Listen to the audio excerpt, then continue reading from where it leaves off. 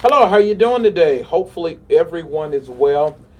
Um, at our studio, issues today. Let me turn that down. At our studio, we experienced some power failure, and so that means our streaming ability and some of those things are greatly diminished. So it's an unfortunate reality. We're making the best of a dreadful situation. We have the highest tier of service, and so we're waiting on them to get us up and running and crews to do what they need to do. But needless to say, we still have the responsibility of going along with our class, and so we won't be as long today. And I'll try not to make your homework assignment as long today. We were going to cover some principles in executive coaching. Um, and so you won't be able to see it on. I'm using a modified version of doing this than what I'm accustomed to doing. Let me make sure that the mic is up and you can hear me. So I don't want that to be a problem that you said that, hey, like you said, good stuff, but we could not hear you. And I'm used to being able to do it very refined in a studio environment and Do it very refined but hopefully in a studio environment and do it very refined. But hopefully hopefully, that's a whole lot better. Okay, so let's get into what we need to do. Our talk for today. I want to talk to you um, about executive coaching, and I guess I'll be moving back and forth, and you kind of see me, and I'm trying to piece out this experience so that I'm reaching you, and also looking at my notes in terms of executive coaching to make sure that we're covering an adequate amount of material for you today. So let's get in here today. I really hate, I don't know how many of you enjoyed the webinar series. It is available. I also heard that some said that they could not see it or get to it. So I want to remind you that it is still available on the website. It's actually on top of this lesson that you're seeing today. If you're looking at it on the website, it's directly on top. We made sure it was there so that you could be able to see it, and hopefully it'll be a benefit to you um, in that format. So that you don't lose any of your lessons or miss any of your lessons. So let's see how we're going to do this today. We got a little bit of a challenge, so let's see. What I may do is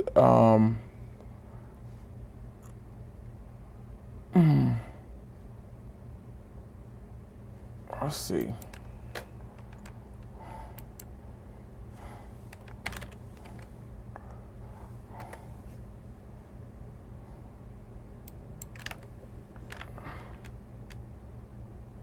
Okay.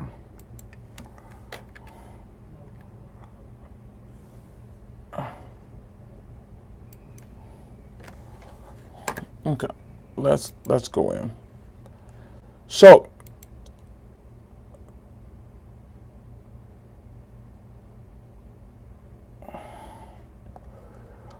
let's look here. A couple things we're going to deal with: executive coaching, define why coaching matters, the opportunity for to connect people with mental health professionals, quick coaching content, illustrations of coaching conversations, some of those things, and some business models. Hopefully, we'll get a chance to look at today. Okay. What is executive coaching? Is the question. Executive coaching is an efficient, high impactful process to help people perform in leadership roles and improve results that will be sustained over time. It is efficient, unlike traditional consulting. It does not require invasive processes, large outside teams, and reports and all of those kind of things.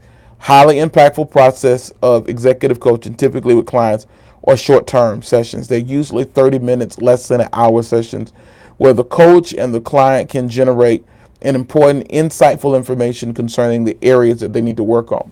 So when we start looking at what we call executive coaching versus consulting, it's really different because consulting is usually you're working with an entire management team. Executive coaching is where you will take one or two personnel and you're working with them hands-on. You take about 30 minutes and you're working basically as a fixer.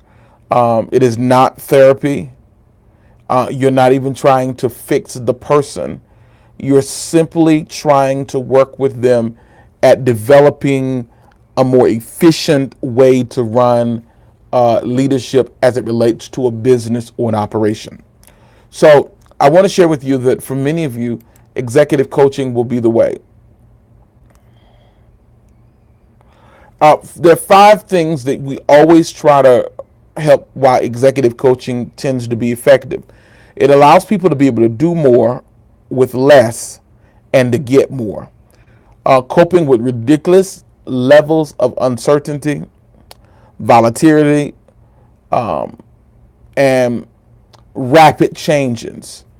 You will work with structuring them to manage a gut-wrenching level of complexity, how to engage and mobilize authentic and ethnically camaraderie amongst the team, and how to basically escape the pitfall of what we call burnout as a executive, working with being an executive coach. There are several challenges that you can go through.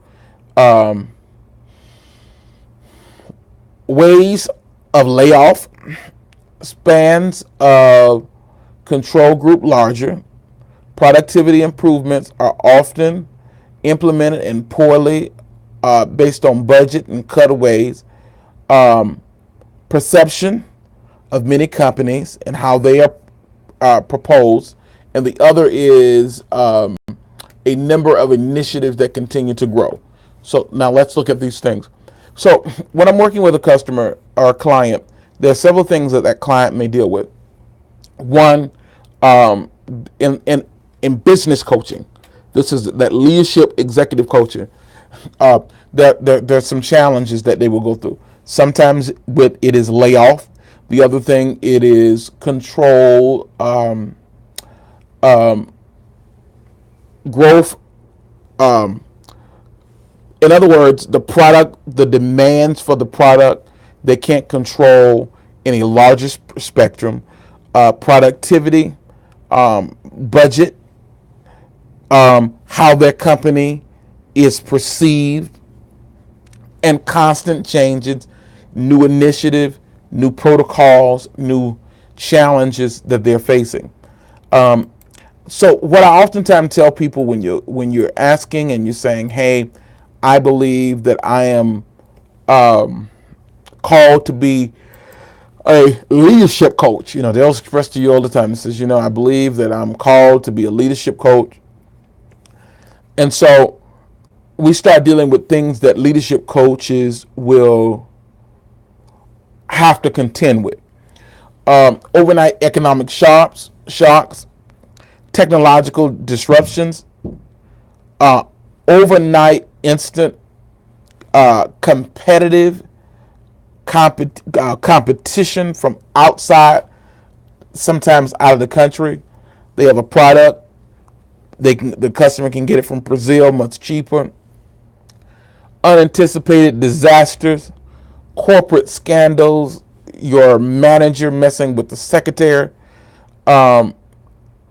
fickle customers, sudden governmental changes of laws or guidelines or things of that sort that they contend with to work with the government as they're making changes. So when you start dealing with this, I oftentimes say that every a coach as such, that is an executive coach, should make sure that their app, or when I take a customer, I'm going to learn everything I can learn about their business if I'm interested in taking that customer. Some executive coaches only work with people that are in certain areas or certain industries. So let's say if you're in the nursing, if you've been a nurse, and you become a executive coach, and you're working with management, you specialize in this specific area. You're working with management. You know the technology. You know the overall information. Can you coach obscure? Yes, you can, but I don't think you are viewed as credible enough to address some of the idiosyncrasies that come along with that. And so let's say you are working with textile executives. So you should know a little bit about the textile industry. And so I recommend that you become not an authoritarian, but you become very vetted on the process that you're working with that client in. I oftentimes recommend that you expose yourself to what I call scandal, understanding scandals and scandal reduction.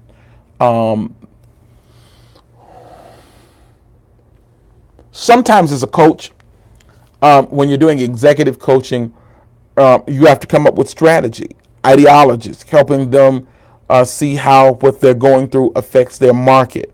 What's the market looking like? What are they going through? Ideas to deal with fickle customers. The market is up and down, but not only is the market up and down, customers may like one thing one day and they like another thing the next day. How to secure steady customers, how to entice their customers to return. Remember now, executive coaching sometimes seems a lot like consulting. Now, executive coaches is where we get, you got business coaching, then you got executive coaching. This is the area where you start dealing with business concepts, economics, personal finance. All of this is under the guidelines of executive coaching. So it's really that niche base that allows you to do a whole lot more prioritized times. A lot of times I deal with faith leaders and they say, I want to do executive coaching because I really believe I can really coach people in the marketplace or in the business area. And I kind of smile because many of them have an assumption that they're ready to be able to do that. But in actuality, they are not necessarily ready to engage in that particular area of working with people. Why? Because they've not built an adequate enough background. Can you have a desire for it? I would say that you start researching business books on business development. I'm using my iPad, so I can't pull up now, but I'm an Audible person. I would say that every business advancement development book, audio book that you can get your hand on, that you will get those books and go through those and listen to them, that you know a little bit about everything. Economics, scandal, the books on scandal control, how to handle disasters, deregulation, when the government came in. You want to be able to be vetted on all of these subject matters. You said, I may not even use it with the ones I am. I need you to think broader than just being a leadership coach for a couple pastors, a couple managers at a company. You want to think broader scale, that eventually this business will take you into other forms of leadership coaching beyond just in a local church or a couple faith leaders. You want to believe that your leadership abilities or your coaching or your inspiration that gives nuggets of principles to people that are in the marketplace will expand. Now, if you believe that that is going to happen, there are several things that you're going to need to do. And one of the things that I told you is, ready, economic shock. You're going to have to learn a little bit about economy, the economics, how it works, supply and demand, how that bases some of the fixed laws of business. As you include that in your resume of knowledge, and you can simply go to Audible, or go on Google, the best books on economics and economic development. Find those books that are on economic development. Once you find those books that are on economic development, download an Audible book. Master that information. That books that will deal with Now, there's not as many on technological advancement, but what happens is how to survive a contract law, patent law. You want to be versed on some of those questions because clients will ask you those things. So you want to that audio books on publishing your book, how to develop a pattern. There YouTube videos on that. Get yourself as versed in these areas as you can humanly be possible. Get yourself so you're so knowledgeable that if someone asks you a question, you can answer those. The other thing is unanticipated disasters are bound to come.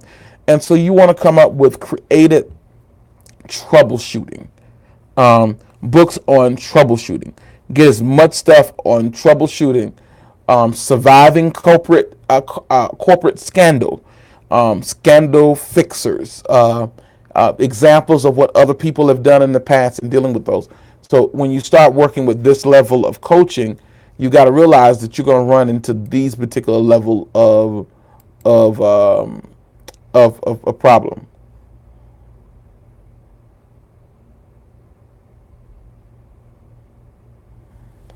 Okay.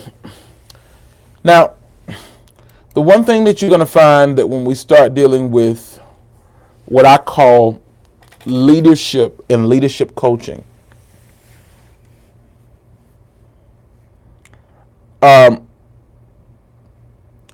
people are very cynical when you start talking about leadership coaching. They want to know the people behind the email, the text, the social media. They want to get a little bit of information about you. So boosting some of the stuff we talked about, and building your profile is going to be paramount in this area.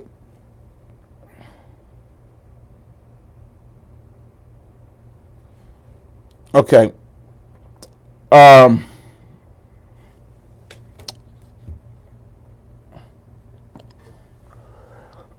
One of the things that you're going to have to be ready to deal with is social economic changes. And what do you mean by that? Within every generation, there is a change in terms of ideologies. So when I'm dealing with paraprofessionals that are modern paraprofessionals, they think differently than older paraprofessionals. So what you're going to have to be able to do is deal with two cascading generations of paraprofessionals. A lot of times when I'm doing part of executive coaching, I'll deal with execs. But in that room, there will be at least two generations of executives. Some of the most modern, uppy, kind of energetic, go-getter, 21st century, Instagram, Facebooking, social media aware, social consciousness persons that you will ever meet. And they're ready for the sessions that we're going to have, and they're up on all of the latest of technology. And then I'm going to run into someone that is a little bit older, holding market share in terms of what they do in their company. They are effective, they are turning numbers, but they are not savvy. So presentation of information, in order to reach that group of people, I must be very sensitive that my audience is completely diverse. So my target of concepts, illustrations must be relevant, but yet broad enough to make sure that I include everyone. So I'll give you an illustration. I was talking with a group of people, and I mentioned the word Rolodex. The word Rolodex. Now, everyone that was 40 and older understood what a Rolodex was. Everyone that was younger understood what contacts were. My contact database, or those kind of terms of We're familiar with those. The ones Rolodex identified that he has a little season on him. He's older. He understands the concept of business, or he's an old schooler. So I was able to lock them in. Using diversity of words is very effective at being able to reach both particular group. So one of the things is you got to deal with management and gut wrenching levels of complexity. It comes with it. And so you got to understand concepts like managing from the middle, developing the ability to work with people regardless of their age groups, dealing with cross-culture mobilization, dealing with information overload, people that know a lot, your customers, because of Google and all of those things, that they know a whole lot of stuff, a little bit about everything that you're getting ready to give a sales pitch.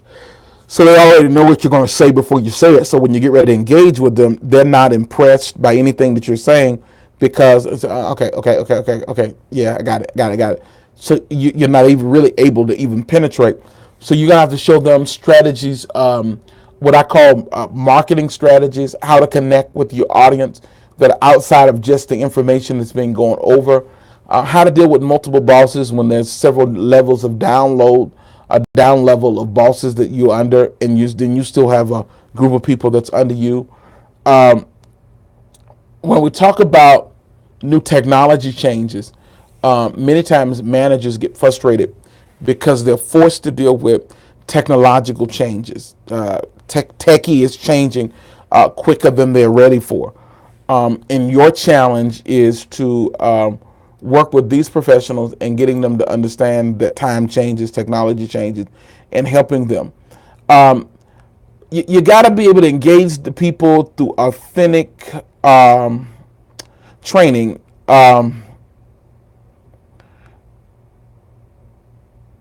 And some of the modern ways of being able to develop things.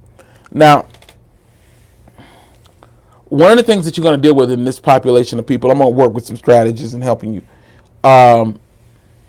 is in the last 10 to 12 years, we've seen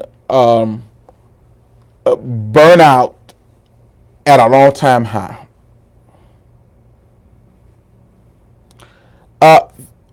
54 to 55% of most Americans claim to be overwhelmed by work and completely tired. Amongst that, 11% of them are increasing mood swings, prescription drugs. 20% of that group is now using alcohol. They're becoming drunks. 23% of that have what we call an increased divorce rate. But 51% of most people that work in the marketplace are experiencing what I call hopelessness. They feel like there is no hope. They feel a sense of despair.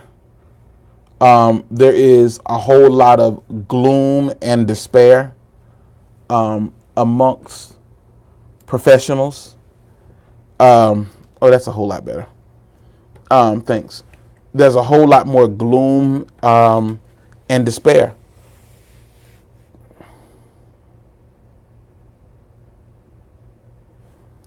Now, what are some of the issues that will help you with addressing that many of the people that you will work with will have?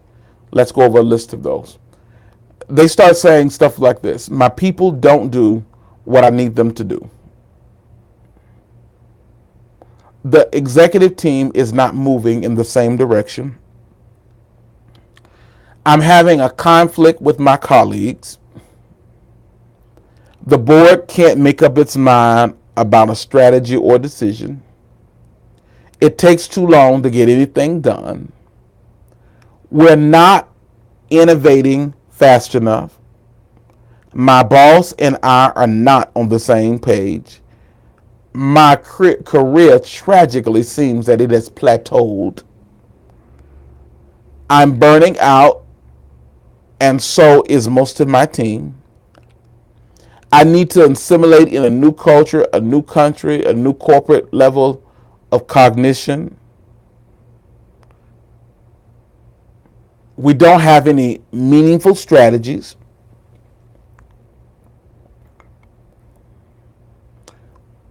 We have a strategy, but it's not getting done.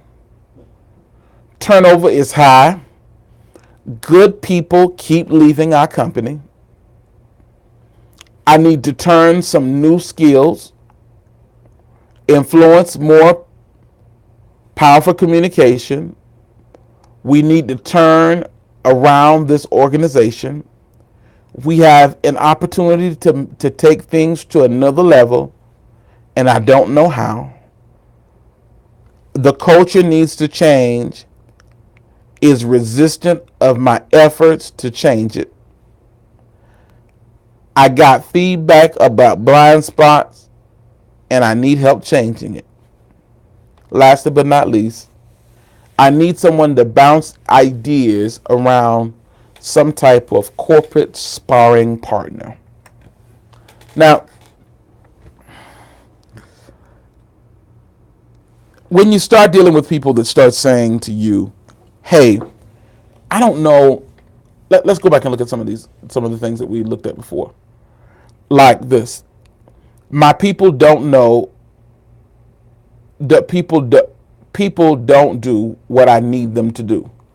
So the first thing to identify when working with this bunch is they're going to need a modified version of Dale Carnegie. How to win friends and influence people. How to lead from the middle when he talks about management. So some of these questions here, if you will pre-add these questions to your consciousness, and some of you that have any questions about you want to get into leadership and executive coaching, I can send you a list of these questions. I think these questions will be very helpful, primarily because everyone that you'll work with in management, middle management, but there's some type of para executive feel that way. My career is plateauing. We're having trouble getting people to implement ideologies. We're having trouble developing adequate strategies to implement. And then when we get a plan, the plan is just sitting. None of our people are doing it. And so what are some of the ideas to motivate them and spawn them to implementing the plan that you've already set up? Unlike training and development programs where 85% of the content is forgotten in 2 weeks, what coaching should do is impact the person to really break those planning, training down into an implementable format. See, your job as a coach is to emphasize holistic looks at each client, including behavior and perception. Not just what they're doing, but how they're perceived based on what they're doing. What you'll find with many persons in leadership is not what they're doing, it's what they're perceived to do. See, let me help you. There is a theological debate whether or not Nero burnt the city down. It's always been a debate whether he was the one, when we talk about the city being burnt down and the saints being accused of burning the city down. Well, unfortunately, Nero looked like he was guilty. So he is given credit. So if you are a professional and you look like the hatchet man, you don't have much personality, much smile, people naturally feel like their job is in jeopardy when being around you. Or vice versa, maybe you're the smiley guy that's always talking and charming, that they never feel like that their performance is a requirement. They can give subpar performance and still be accepted in the workplace. Finding that unique level of balance is an imperative aspect in leadership. And so One of the things is that we'll make an assessment of that client's behavior pattern, kind of feel out who they are. Um, One of the things is that you want to help them set tools to create a distinctive and lasting impact. So what does that mean? So my goal with that client is to help them figure out what they can do to make a direct impact in the workplace. That will be long range, fulfill, and complete.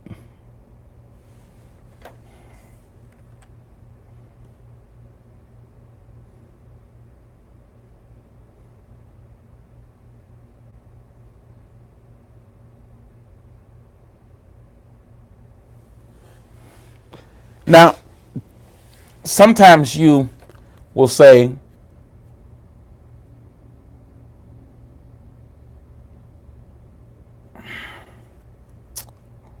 I'm gonna give you some numbers because sometimes you will feel like um, what I'm bringing to the table, um,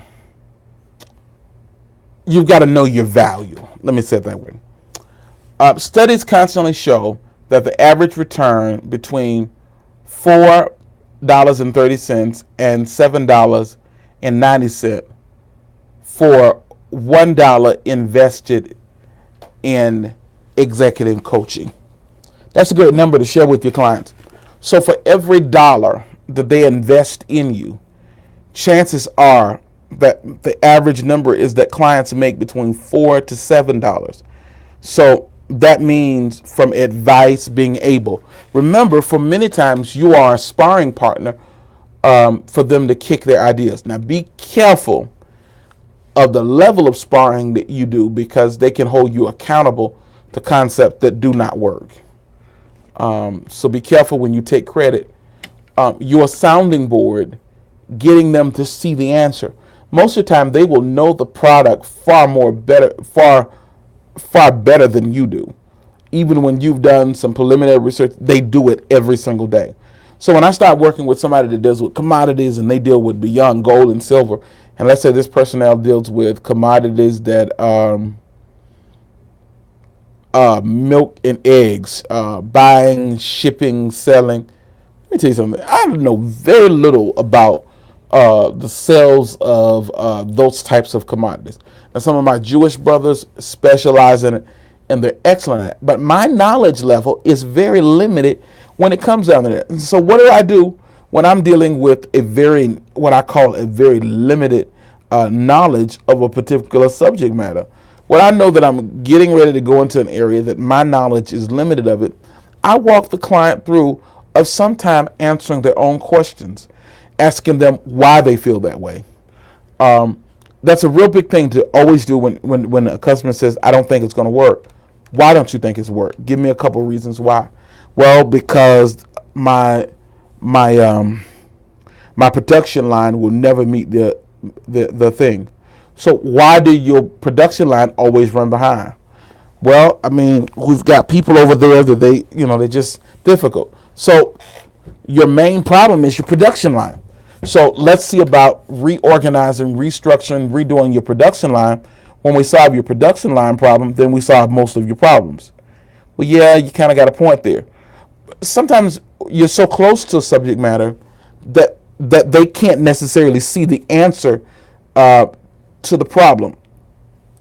Your job is to walk them through the process to help them be able to articulate and see things that they need to do and implement to make things better.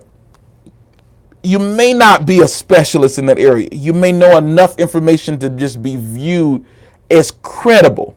Notice what I said. You're not gonna, if you're working with people that are heart surgeons or doctors and you're coaching them and being able to be confident in that, you may not be able to talk about cuts in surgery and procedures and methodologies.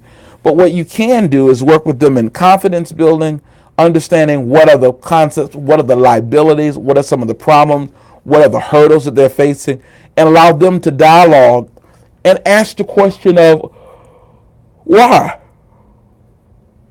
What you'll find out is that some people don't, they have the answer. They're just not willing to make the tough decisions. They're not willing to confront the difficult situations. So what they need of you is for you to engage them down that rabbit hole of dealing with those issues. Coaching is used as a standard of leadership development. Elite executives, talented newcomers, people that are trying to get an extra cutting edge. Many of them can't talk to the other professionals that they work with. If they pit ideas or challenges or any of those things, that in a professional dog-eat-dog world, those persons will use those things against them. So obviously they come to someone such as yourself. I do a non-compete, non-disclosure agreement with my clients for them to feel comfortable, for them to, feel like that they're doing better. That what they help coming to me so they will do better will not be communicated to other people.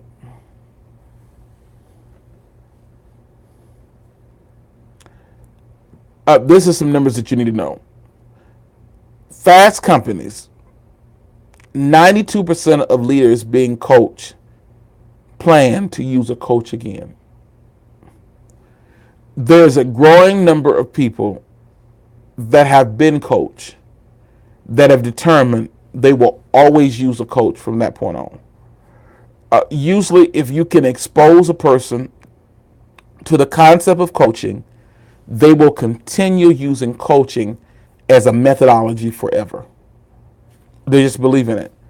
The guide of someone helping them work through their thoughts and maneuver through their ideologies is just invaluable to them at that point. Let's look at some clear benefits that come along with a company providing that's benefited from coaching. Most people that have been afforded a coaching opportunity to be coached claim that 50% of their executives' production level goes up. Their quality level goes up. Their organizational strength goes up. They improve customer service and reduce customer complaints.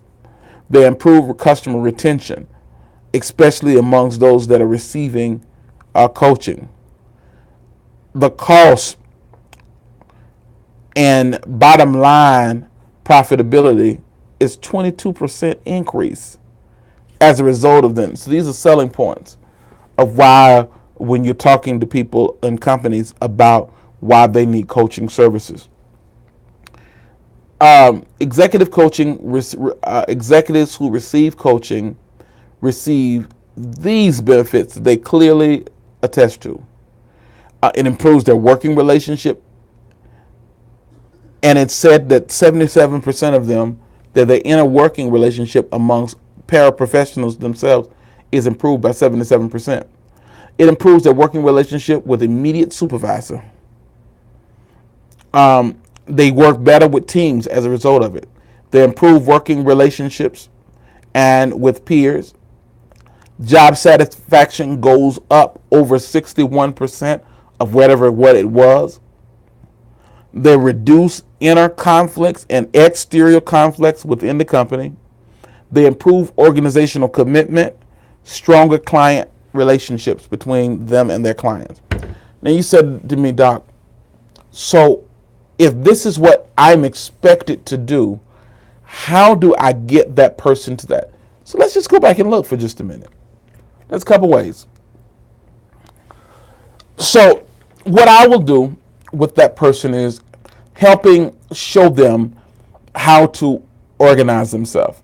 And so I oftentimes recommend you need to look at some books on organizational leadership.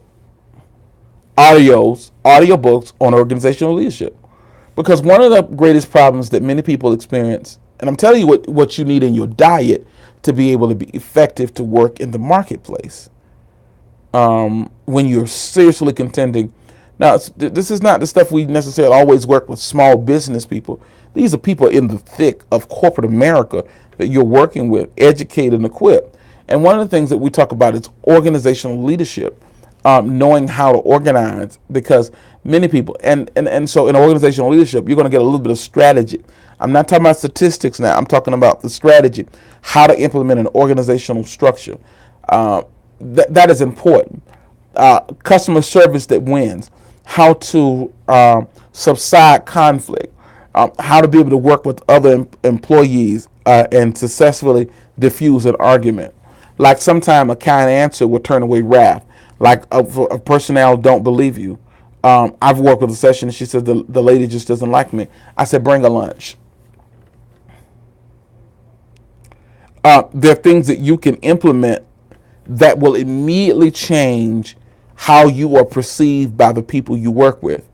So my goal is to work with them to be able to define their perspective, how they're seen, how to expose them to a greater awareness. How do they learn how to work with other people, maximizing their strengths and minimizing their weaknesses.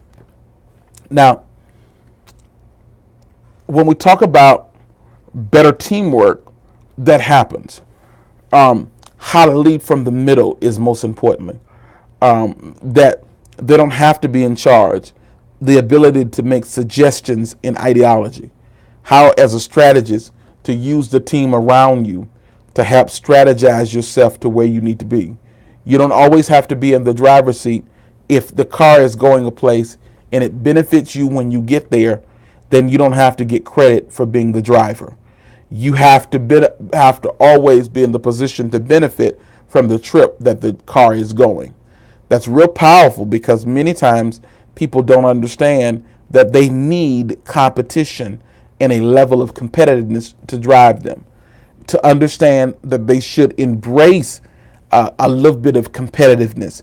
They should embrace camaraderie amongst professionals because it ensures their effectiveness. And so I just really believe that many people are intimidated by it when they should really, really just celebrate it.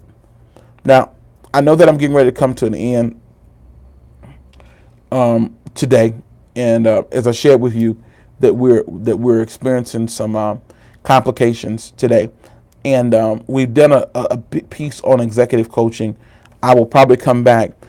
This was more about, as we're starting looking at niches, some of the things that you'll need to do to prepare yourself to be able to work with niches and to work with various groups, because most persons that they think I'm just going to get in there and work with them. No. These are some things that are bottom line things that you're going to have to inquire.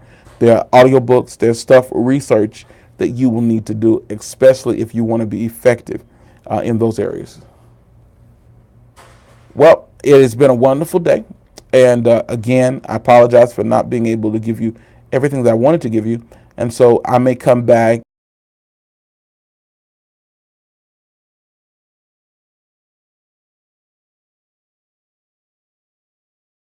on tomorrow. Have a wonderful day. Thank you so much. And there is no assignment.